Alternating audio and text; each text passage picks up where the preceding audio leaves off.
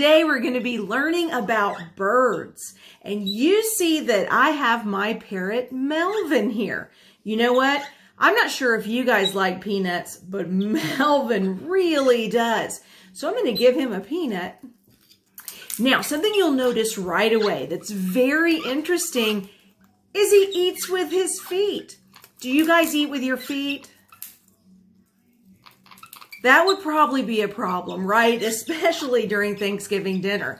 But parrots use their feet for all sorts of things. The reason why? They have wings instead of arms and hands like we have. It's amazing to watch a bird in flight. So we're going to do some science experiments with flight.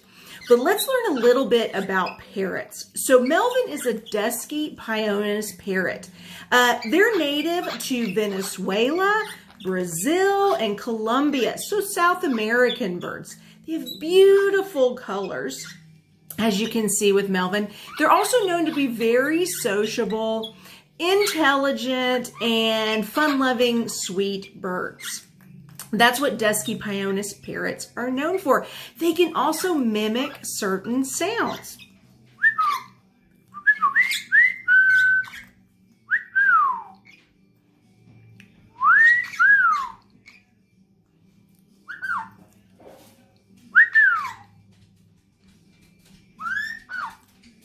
Just like that.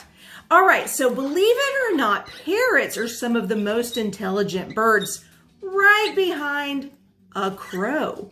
Crows are super intelligent and can actually mimic better than most parrots. Now, Amazon parrots have a very clear voice when they mimic.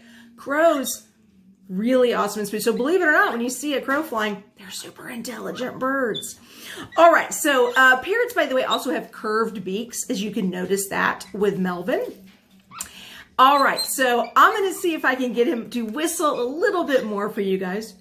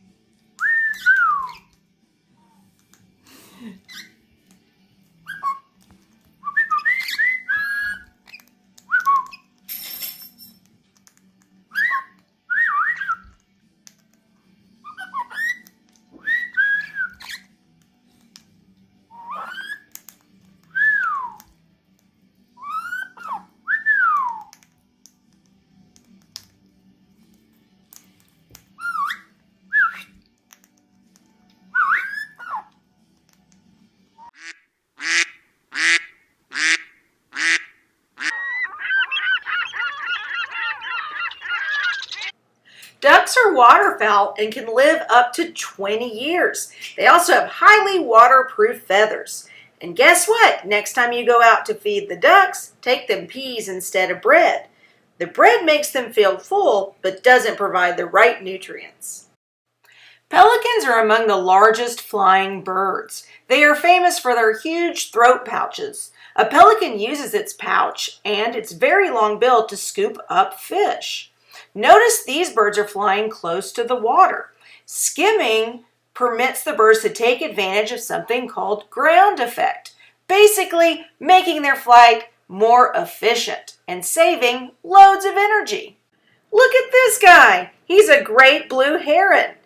These birds are waders. They're typically seen along coastlines in marshes or near the shores of ponds or streams. They are expert fishers.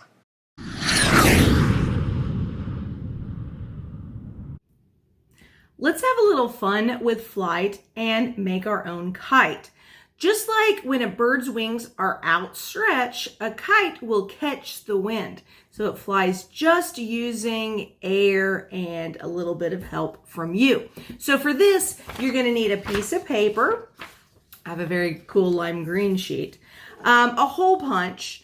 I'm fancy, so if you don't have a hole punch, you can use, again, a nail or something like that just to make a hole in your kite for your string. So hole punch, some string, scissors, not big ones like this though, fancy again, and a stapler. If you don't have a stapler, you can use tape instead, but you're going to use tape for some other things too. Now, a kite needs streamers. So you can use tissue paper, you can make your own streamers out of another sheet of paper, or you could use the birthday wrap or something like that, okay? Just streamers for your kite to help catch the wind. What I'm going to use is I'm going to recycle a VHS tape. Say you have something like the Phantom Menace lying around the house. Probably not going to watch that much. So you can actually get your parents to kind of knock this around a little bit and get the film out. This film makes perfect streamer for a kite. All right, so let's build our kite. I'm going to turn this right here so you're able to see what I'm doing. All right, so what you want to do is you want to fold your paper short ways. This in paper airplane making is known as a hamburger fold. All right, when you open it back up, you'll see a line along here. Now this is a bit of a tricky fold, but not too bad. All you're gonna do is take your finger and bend down just slightly right here. It's okay if it's not that even. All right. So it's just a little fold like that. Then what you're going to do is take the two ends, the same ones where you made this little fold, and you're going to gently pull one down like this and gently pull the other down like that. All right, this is where you staple and hold everything in place.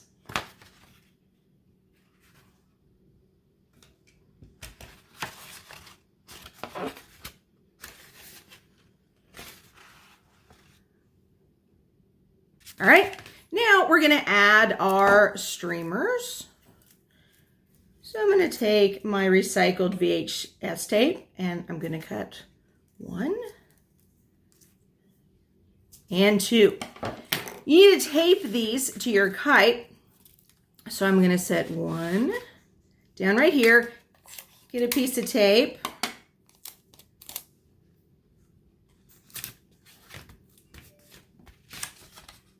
There we go.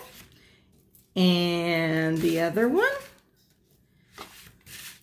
I'm getting them as even as I can, but remember you can recut on those ends if you're a bit of a perfectionist. All right, there we go. All right, so this is where you need to actually put a hole in your kite. Remember where you did the weird fold and the staple? That's where you're gonna put the hole in your kite. So I'm going right here just behind my staple. And there we go. I have a hole through all of those folds. Okay, now time for string. So you want to get enough that you can have your kite run behind you. And if you've never flown a kite before, wind is your friend. So you need a good windy day. All right, I'm just gonna run this through the hole. And tie it right here.